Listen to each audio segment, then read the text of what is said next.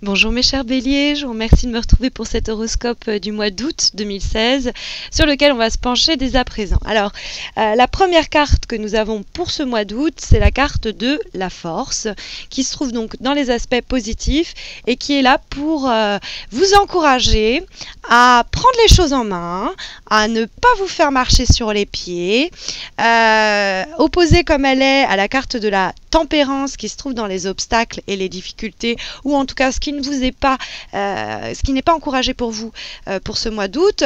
On a un rapport très clair qui se dessine, parce que la carte de la force, son nom l'indique, voyez le personnage, elle n'a pas peur de grand chose, et en tout cas, si elle a peur, elle arrive à les maîtriser, ses peurs. Et elle arrive à, du coup, faire face à cette gueule du lion ouvert. Et donc, elle prend sur elle. Alors que la carte de la tempérance est une carte beaucoup plus passive.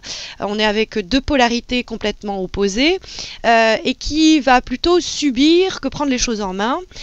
Qui va plutôt s'aplatir, entre guillemets. C'est une carte de compromis, de médiation. Alors, elle porte en elle beaucoup de bienveillance et d'empathie, c'est pas le sujet.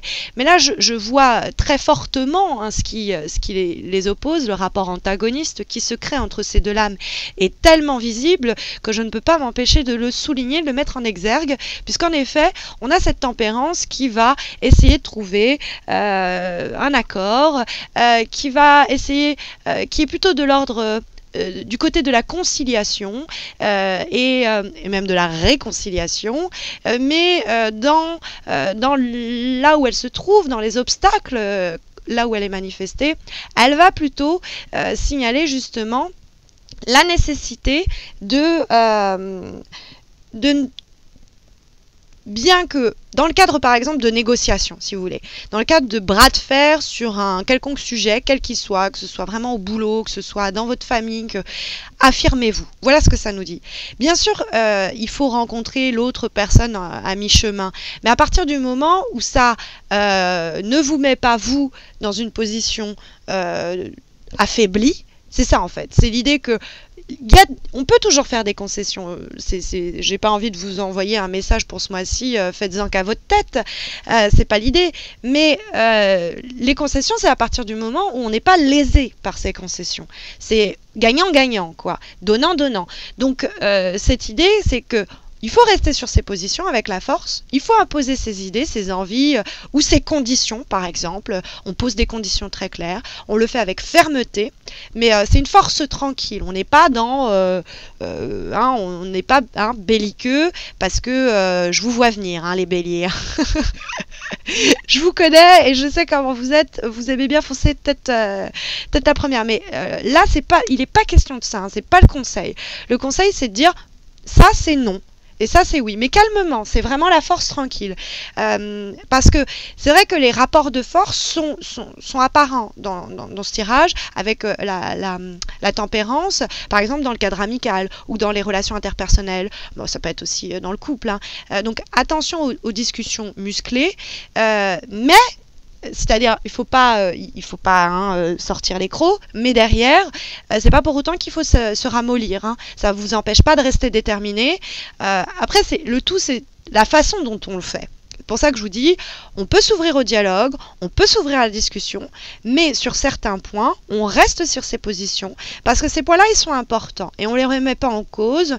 On pourrait même être d'ailleurs celui qui prend les rênes de la situation avec la carte de la force, parce que on a le chariot aussi qui est au-dessus, et qui nous parle d'une position d'avoir une position de force, d'être en mesure de faire avancer les choses rapidement, par exemple sur le plan professionnel, parce que la carte du chariot est liée à ça. C'est en tout cas à vous de peut-être faire le premier pas, ou en tout cas prendre l'initiative pour lancer un projet. Mais tout ça avec beaucoup de contrôle. Parce que c'est d'ailleurs l'idée majeure qui va se dégager pour ce mois, c'est l'idée de maîtriser ses pulsions, canaliser sa force pour toucher sa cible. On est dans je sais ce que je veux, je sais où je veux aller, je sais où je veux que ce projet aille, je veux que cette relation prenne cette direction, et je fais en sorte que cela arrive, je prends les choses en main, la négociation c'est fini, maintenant faut avancer, et donc on pose ses conditions, on reste affirmé sur ce que l'on veut, mais derrière on n'est pas dans la colère, on n'est pas dans les énergies pas contrôlées, parce que ce chariot, vous voyez, il a 2 chevaux de couleurs différentes, et c'est les pulsions contraires qui peuvent nous animer. C'est-à-dire qu'on peut dire, voilà, on va faire ça, et puis derrière, on fait autre chose. Ça peut être aussi, on se dit qu'on va faire ça, et puis finalement, on ne tient pas les propres promesses qu'on s'était faites à soi-même. Donc attention à cela, de bien rester déterminé et de bien canaliser aussi sa force et sa détermination en vue d'arriver à une destination qui est claire.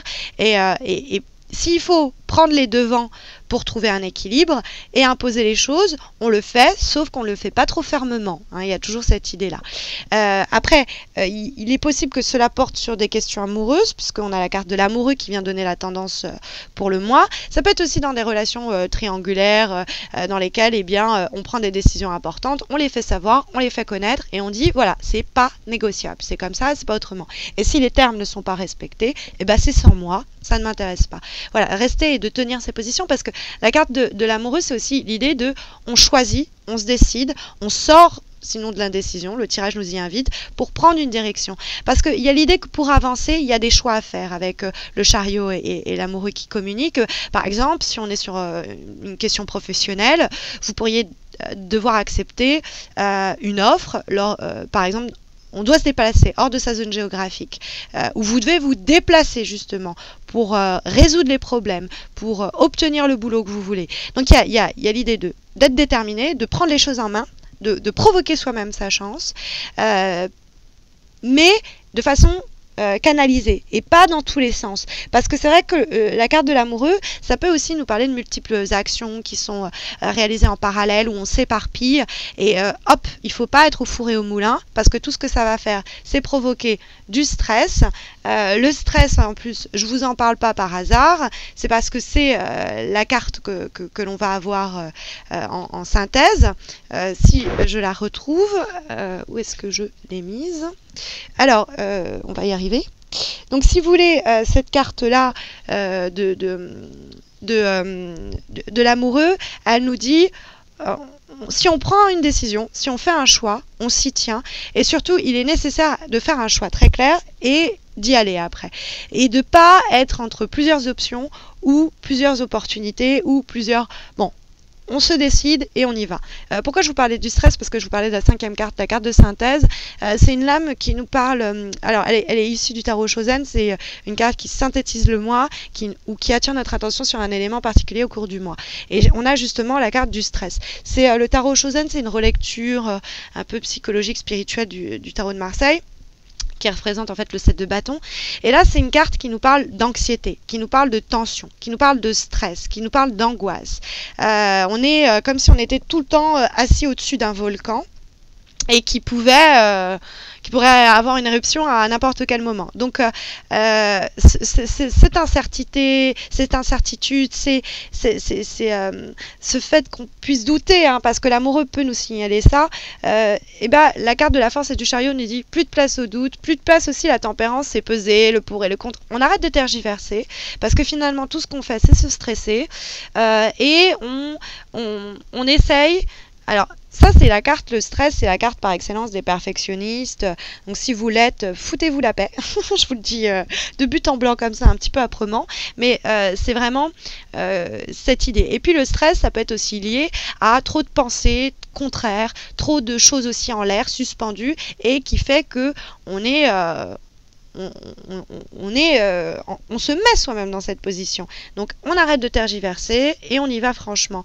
Vous savez, c'est la carte, le stress, qui évoque, je connais des gens comme ça, quand vous avez quelqu'un que vous connaissez, il n'en peut plus, il n'arrête pas, il est débordé, ça va dans tous les sens, etc. Et puis derrière, hop, subitement, il tombe malade. Alors que vous passiez votre temps à lui dire, mais il va falloir prendre du repos, et puis il est là, non, et puis voilà. Il a la grippe et le repos, il le prend de force. Ça, c'est le corps. Hein. C'est le corps qui décide à la place de l'esprit, parce que l'esprit est entêté. Et têtu comme il est, il veut pas prendre du repos. Le corps, il dit, écoute, je vais t'immobiliser de force. Tu pourras pas te trouver des excuses pour continuer à essayer de tout gérer en même temps.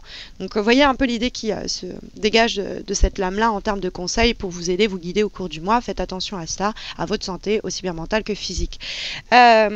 Bon, bah, j'espère que ce tirage saura vous guider. D'ailleurs, sachez que j'organise chaque mois un concours pour vous permettre de remporter un tirage personnalisé gratuit et pour une guidance plus personnalisée justement.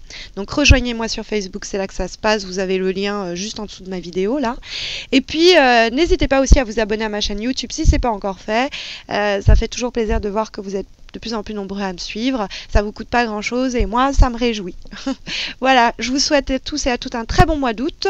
Et puis bah, je souhaite à ceux et celles qui sont en vacances de bons congés. Et puis bah, je vous retrouve à la fin de ce mois d'août pour les horoscopes de septembre. D'ici là, portez-vous bien.